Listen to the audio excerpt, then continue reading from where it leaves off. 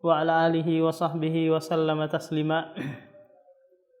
Segala puji bagi Allah Subhanahu wa taala yang senantiasa memberikan istiqomah kepada kita semua untuk mempelajari ilmu agama, karena ilmu agama adalah ilmu yang mengantarkan kepada kebahagiaan hidup dunia maupun akhirat kelak. Nah, seseorang yang tafaqquh fid din, maka Allah Subhanahu wa taala menyamakannya dengan jihad fisabilillah, bahkan dia a'zam, lebih besar daripada jihad di jalan Allah Subhanahu wa taala. Karena jihad dengan pedang itu jahilun au alimun yastati'ani.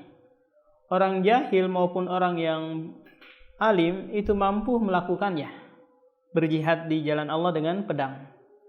Tapi berjihad dengan ilmu, menjelaskan kebatilan, menjawab syubhat-syubhat, ini khiyarun nas, pilihan yang Allah Subhanahu wa taala pilih dari kalangan manusia untuk mengemban jihad ini. Maka kata Ibnul Qayyim, menuntut ilmu adalah jihadul akbar, jihad yang sangat besar, dan dia merupakan a'malus sholihu al-akbar, amalan soleh yang paling besar, karena naf'uhu wa maslahatuhu muta'addiyah, karena maslahat dan manfaatnya itu menyebar. Betapa banyak seseorang yang dolun mendapatkan hidayah karena dengan sebab ilmu. Betapa banyak orang yang disesatkan oleh syaitan, dibinasakan oleh syaitan dengan perkara dunia, dihidupkan kembali dengan ilmu. Maka Allah Subhanahu wa taala memperumpamakan ilmu itu seperti air yang turun dari langit, yang menghidupkan tanah yang tandus, menumbuhkan tumbuh-tumbuhan. Nah, kita lanjutkan pembahasan Sulamil Usul ila Ilmil Usul fil Aqidah. Nah, sekarang pada bait yang ke-40. Kata penulis, "Faman yasha waffaqahu bi fadlihi wa man yasha adallahu bi adlihi." Barang siapa yang dia kehendaki, maka dia akan berikan taufik. Taufik di sini adalah ketetapan untuk menjalankan Islam, untuk mengamalkan dan menerima Islam. Ini taufik dari Allah Subhanahu wa taala. Dan itu diikat dengan bifadlihi, dengan keutamaannya. Ai laisa wajibun Allah, bukanlah kewajiban bagi Allah Subhanahu wa taala memberikan hidayah kepada apa? Kepada manusia. Akan tetapi tak kala ada yang diberikan hidayah, maka ini adalah fadluhu, keutamaan yang Allah berikan kepada orang tersebut. Maka sepantasnya lah orang yang diberikan hidayah menjaga hidayah tersebut, jangan sampai luntur atau jangan sampai terpalingkan kepada kesesatan dan kepada penyimpangan. Allah Subhanahu wa taala berfirman, "Man yahdillahu fahuwal muhtadi wa man yudlil faulaika humul khasirun." Barang siapa yang diberikan oleh Allah hidayah, maka dia adalah orang yang muhtadi, orang yang mendapatkan hidayah. Hidayah merupakan sirajun munir, merupakan cahaya yang akan menerangi jalan kita di dunia ini, jalan kita menuju negeri akhirat. Hidayatul ilmi, hidayah ilmu adalah penerang tak kala kita berada di kegelapan maksiat, di kegelapan kezaliman dan kesesatan, maka datanglah ilmu memberikan hidayah, dan itu hidayah dari Allah Subhanahu wa taala. Wa man yudlil faulaika humul khasirun. Barang siapa yang disesatkan oleh Allah Subhanahu wa taala, maka dialah orang-orang yang merugi. Wa man yasha' adallahu bi'adli. Dan barang siapa yang dikehendaki kesesatan oleh Allah Subhanahu wa taala, maka itu dengan keadilannya. Bukan kezaliman dari Allah Subhanahu wa taala. Kenapa diikat dengan keadilan? Karena orang itu memang berhak mendapatkan apa? Mendapatkan kesesatan. Meskipun Allah Subhanahu wa taala mampu untuk memberikan hidayah kepada manusia seluruhnya, akan tetapi bihikmatihi wa biadlihi, dengan hikmah dan keadilannya dia mampu dia memberikan sebagian manusia kesesatan, sebagaimana dia juga memberikan sebagian manusia hidayah. Di antara hikmahnya adalah tak kala seseorang itu diberikan kesesatan atau diberikan penyimpangan, maka ada kebaikan, tapi bukan kebaikan dari sisi zatnya, tapi dari sisi apa? Dari sisi yang lainnya. Apa itu? Coba bayangkan kalau sekiranya orang Balikpapan semuanya mendapatkan hidayah, ikut manhaj Ahlus Sunnah semuanya, ngaji semuanya, maka siapa lagi yang mau dinasehati? Siapa lagi yang akan diberikan peringatan? Nah, akhirnya apa? Nanti banyak yang takabur, banyak yang sombong, tidak mau lagi dinasehatin, semua saya dapat hidayah. Nah, tidak ada lagi amar ma'ruf nahi mungkar. Orang semuanya sama-sama aja, maka kurang nikmat kalau semuanya apa? Kalau semuanya berada di atas hidayah. Tapi ada yang sesat, ada pula yang mendapatkan hidayah.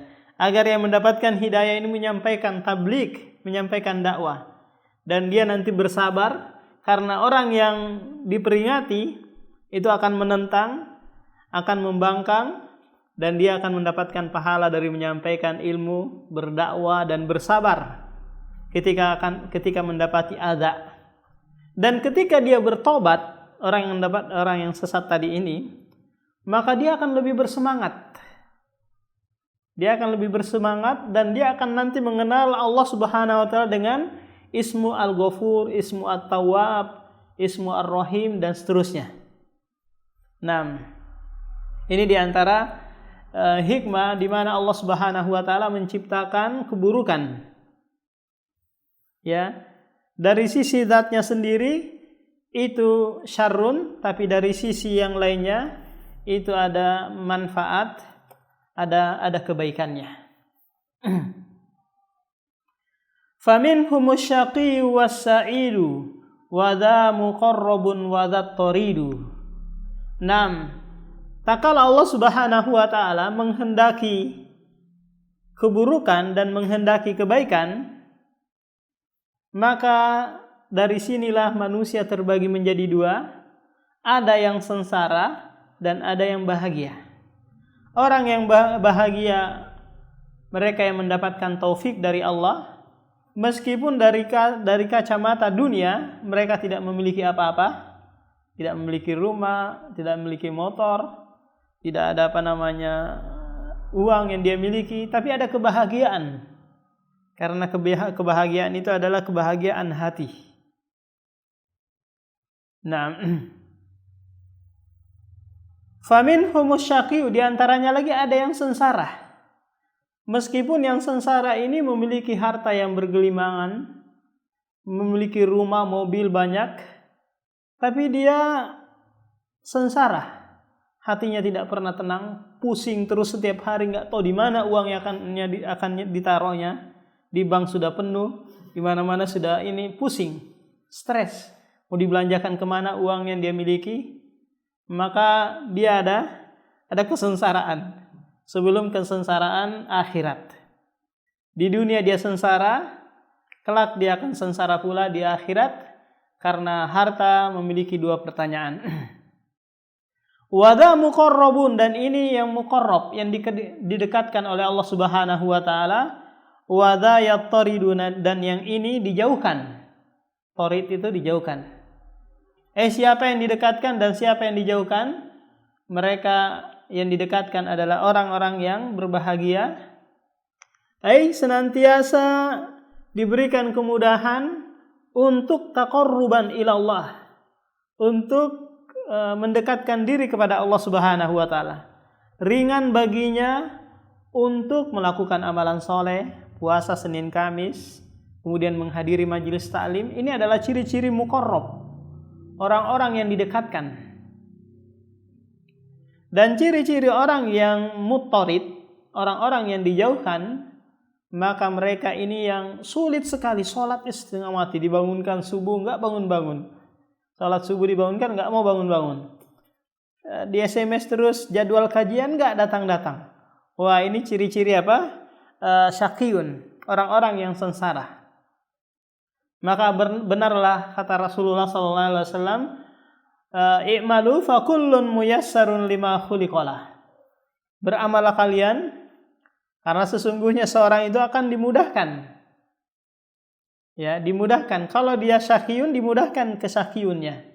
Kalau dia sa'idun, maka dimudahkan nanti menuju kebahagiaannya. Maka antum-antum yang masih muda, sudah kenal manhaj, sudah mengenal taklim, sudah mengenal dakwah, pelihara dan jaga hidayah tersebut. Jangan terpalingkan oleh syahwat dunia dan syubhat yang bergentayangan di internet ataukah di YouTube itu. Fokus belajar, fokus hal yang bermanfaat. Dengan itulah nanti antum bisa istiqomah. Kalau dengar sana dengar sini nggak jelas, maka suatu saat nanti Allah Subhanahu wa taala akan mencabut hidayah yang telah diberikan. Na'udzubillah min dzalik. Li hikmatin balighatin qadaha yastaujibul hamda ala iktidaha. Karena ini puncak hikmahnya terhadap apa yang dia tetapkan, mengharuskan pujian apa yang telah dia tetapkan. Jadi kebahagiaan dan keburukan itu adalah qada wa takdirullah.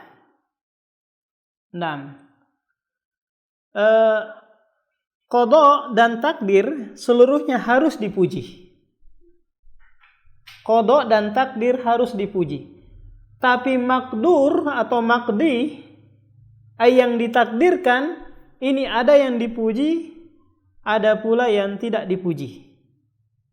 Dari sisi zatnya. Akan tetapi dari sisi manfaatnya, maka semuanya mendapatkan alhamdulillah. Pujian bagi Allah Subhanahu wa taala yang telah menetapkan. Contoh, kita mengalami sakit. Taruhlah kita terkena virus corona, sakit. Dari sisi penyakit, ini kan syarrun ya. Dan ini adalah qada dan takdir. Ketentuan dan takdir Allah Subhanahu wa taala. Akan tetapi dari sisi yang lainnya, yaitu apa? Mengingatkan kembali, kemudian mengharuskan hamba tersebut bersabar, ini ada manfaat, ada manfaat pahala yang bisa dia raih. Ketika apa? Ketika dia bersabar, ketika dia mengetahui bahwasanya ujian ini adalah tanda cintanya Allah Subhanahu wa taala kepadanya, maka dari sisi inilah dia ada nilai kebaikan yang itu mengharuskan pujian bagi Allah Subhanahu wa taala sehingga lahirlah ridho. Ini tingkatan yang sangat tinggi, yaitu ridho. Ridho terhadap musibah yang menimpanya. Kemudian tingkatan yang terakhir yang paling tinggi adalah syukur. Alhamdulillah saya dapat virus corona. Dia bersyukur. Ya Allah, terima kasih ya Allah, aku mendapatkan virus corona. Dengan ini aku terjauhkan dari keliaran sana sini, dari ke mall, dan akhirnya aku bisa diisolasi di rumah sakit. Memperbanyak ibadah kepadamu, istighfar, membaca Al-Quran dan yang lainnya. Ini ada manfaatnya kan? Manfaatnya dari sisi ini ada. Maka dia memuji Allah Subhanahu wa taala dari sisi ininya. Dari sisi manfaatnya, bukan makdurnya, bukan yang ditakdirkannya. Nah, perlu dibedakan ini antara apa? Antara qada, ketentuan dan takdir Allah semuanya dipuji. Tapi makdur dan makdiyunya ini ada yang terpuji, ada juga yang tidak disenangi secara zatnya. Yastaujibul hamda, yang mengharuskan pujian, ala iktidoha, atas ketetapan Allah Subhanahu wa taala. Nah, jadi kesimpulannya bahwa marotibul qadar, karena bait-bait yang telah kita bacakan ini menyebutkan tentang marotibul qadar, tingkatan-tingkatan takdir, bahwa apapun yang terjadi di alam semesta ini, kebaikankah atau keburukankah, itu adalah takdir Allah Subhanahu wa taala, dan itu meliputi 4 hal, yaitu ilmuhu wa kitabatuhu wa masyiatuhu wa khalquhu.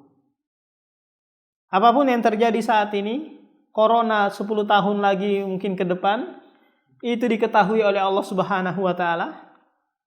Berarti kita santai aja, sudah enggak usah dipikirin, jalanin aja hidup ini, sudah diketahui oleh Allah Subhanahu wa taala. Yang kedua, sudah ditulis di Lauhul Mahfudz. Sudah ditulis oleh Allah Subhanahu wa taala, diperintahkan qalam untuk menulisnya. Kemudian yang ketiga, dikehendaki oleh Allah Subhanahu wa taala. Dikehendaki, disetujui oleh Allah Subhanahu wa taala. Kemudian yang terakhir diciptakan oleh Allah Subhanahu wa taala. Karena virus-virus itu adalah makhluk Allah, Allah yang menciptakannya, Allah yang mengadakannya, Allah juga yang mampu menghilangkan seketika itu. Akan tetapi manusia banyak yang lalai, sehingga lebih fokus kepada apa? Kepada permasalahan dunia, tentang ekonomi, tentang yang lainnya, tidak rujuk kepada Allah Subhanahu wa taala. Karena setiap musibah yang menimpa itu melainkan karena ulah tangan kita sendiri, sebagai bentuk peringatan agar kita rujuk, agar kita bersegera kembali kepada Allah Subhanahu wa taala. Nam wa huwa alladhi yara dabibadz dzarri fi dzulumati fawqa summa as-sakhri. Dan dialah yang melihat biji atom yang tersembunyi dalam kegelapan di atas batu yang hitam. Dalam bait ini penulis ingin menyampaikan tentang sifat dari sifat-sifat Allah Subhanahu wa taala, yaitu al-basar. Allah Subhanahu wa taala memiliki sifat basar, melihat. Dan ini merupakan sifat dzatiyah, sifat zatnya Allah Subhanahu wa taala, yang dia lam yazal wala yazalu maujudan lillahi Subhanahu wa taala. Dia senantiasa ada bersama adanya Allah Subhanahu wa taala. Ini namanya apa? Sifat dzatiyah. Ada namanya sifat sifat apa? Iradah. Afan, sifat dzatiyah sama sifat apa lagi satunya itu?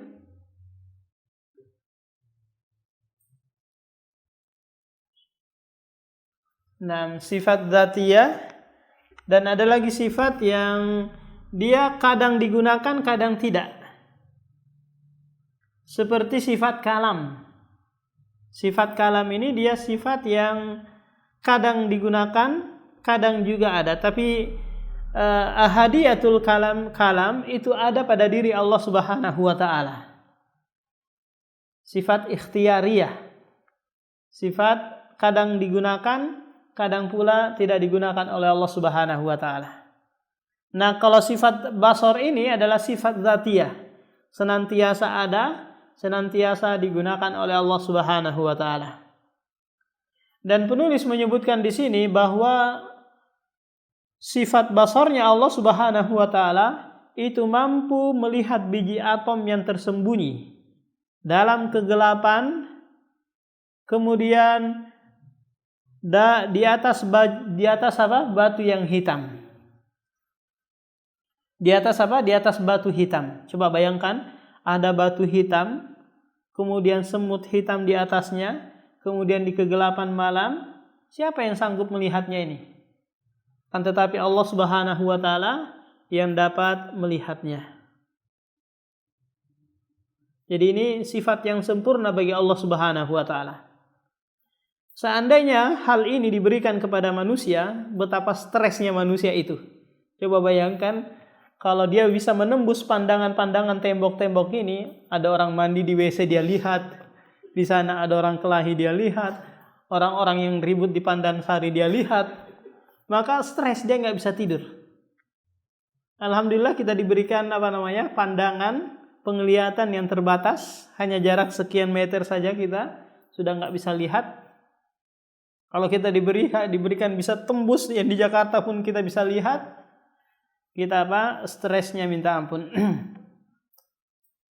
Nah, jadi sifat basar ini diambil dari nama Allah Subhanahu wa taala Al-Basir.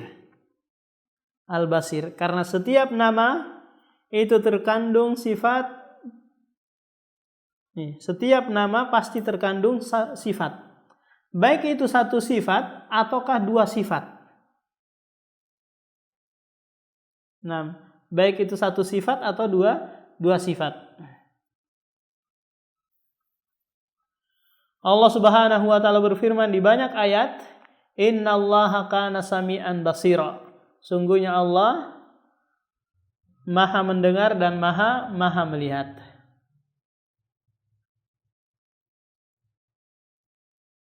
Jadi di antara hikmah, di antara konsekuensi dari sifat basar, yaitu seseorang seharusnya lebih berhati-hati dalam melakukan perbuatan, dalam melakukan kegiatan yang itu menentang ketentuan atau batasan-batasan Allah Subhanahu wa taala.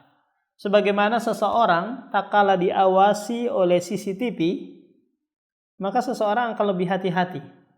Seseorang tak kala bekerja diawasi, diperhatikan, dikontrol, maka dia akan lebih hati-hati dalam bekerja. Takut untuk melanggar. 6. Jadi muktadha konsekuensi dari nama dan sifat Allah Subhanahu wa taala Al-Basar, yaitu apa? Agar kita lebih khusyuk, kita bisa beribadah di mana saja, dilihat atau enggak dilihat oleh orang, tapi Allah Subhanahu wa taala Maha melihatnya. Wasami'ul lil jahri wal ikhfati bisam'ihil wasi'il aswati. Dialah yang mendengar suara yang keras maupun yang tersembunyi dengan pendengaran yang luas bagi seluruh suara. Sami di sini dibawakan oleh penulis bukan nama Allah, tapi dia sifat dari sifat-sifat Allah Subhanahu wa taala. Jadi tidak ada nama Allah Subhanahu wa taala itu dari isim fa'il. Yang perhatikan ini, tidak ada nama Allah Subhanahu wa taala dari isim fa'il. Seluruh nama Allah itu dari sifat mubalaghah. Sifatul musyabbah bi ismil fa'il. Fa'ilun, fa'alun, fa'ulun, fa'lanun, dan seterusnya. Jadi isim fa'il nggak ada. Maka Allah nanti tidak dinamakan dengan mutakallimun, muridun, sami'un, basirun, enggak. Kenapa? Karena ini tidak mengandung mubalaghah di dalamnya. Hanya menunjukkan pekerjaan. Sami'un mendengar begitu saja. Kalau sami'un ay maha mendengar. Al-basirun maha melihat. Sami'ul lil jahri wal ikhfa'i. Dia mendengar suara yang jahar maupun suara yang tersembunyi. 6. Jadi as-sam'u, sifat as-sam'u itu diambil dari nama apa? Dari nama as-sami'. Yang mana sifat as-sam'u ini adalah sifat dzatiyah. Ai lam yazal wa la yazal maujudan lillahi azza wa jalla. Senantiasa ada pada diri Allah Subhanahu wa taala. Azaliyatullah wa kadzalika azaliyatu as-sama'. Di mana Allah Subhanahu wa taala ada, di situ juga sifat sama-nya ada. Nah, dalil yang menunjukkan sifat as-sama banyak sekali dalam Al-Quran. Di dalam surah Al-Mujadilah, Allah Subhanahu wa Ta'ala berfirman, apa bunyi ayatnya? Qad sami'a Allahu qaulal lati tujadiluka fi zawjiha wa tashtaki ila Allahi Allahu yasma'u tahawurakuma innallaha sami'un basir. Nah, jadi ayat yang mulia ini asbabun nuzulnya, sebab turunnya tatkala ada Khawlah. Ada seorang sahabiah namanya Khawlah bintu Sa'labah. Datang mengadu, menceritakan tentang suaminya. Dia berduaan dengan Rasulullah, berbisik-bisik dengan Rasulullah, menceritakan, dan itu di ruangan di kamar Aisyah. Sehingga Aisyah sangat takjub dengan ayat ini. Bayangkan, saya saja di rumah itu tidak mendengarkan seluruh perkataan perempuan tadi yang sedang mengadu kepada Rasulullah. Sementara Allah yang ada di atas arsy mendengar.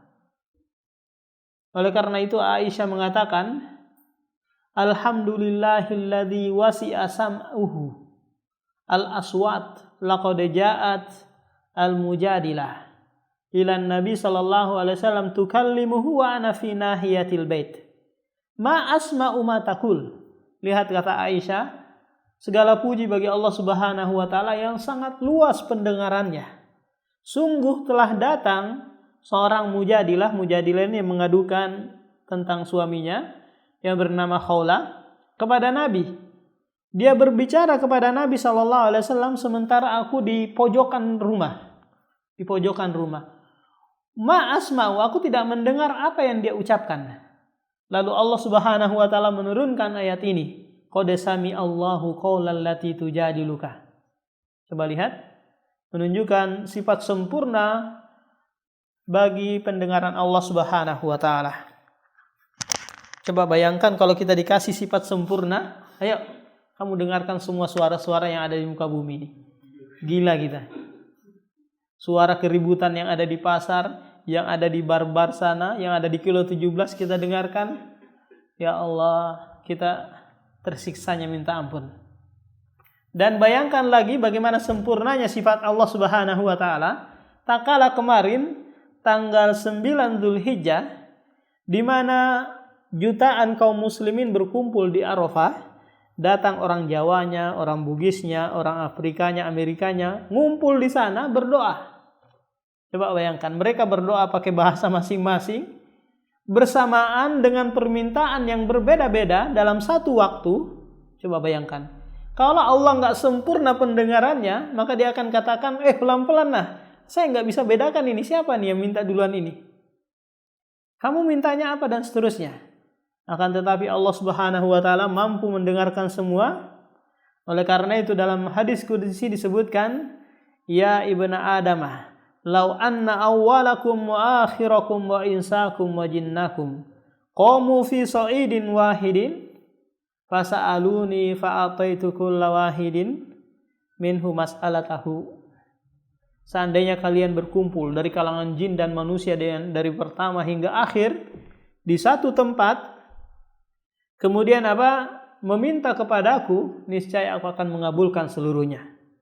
Ini kalau tidak sempurna pendengaran Allah Subhanahu wa Ta'ala, maka akan tidak bisa diijabahi. Bagaimana saya minta Salome, yang lain minta ini, minta itu, terus saya dikasih bakso. Ini berarti nggak sempurna. Jadi Allah Subhanahu wa Ta'ala maha sempurna pendengarannya. Nah, demikian kita lanjutkan lagi dalam pertemuan berikutnya. Subhanakallah bihamdik, asyhadu an la ilaha illa anta astaghfiruka wa atubu ilaik.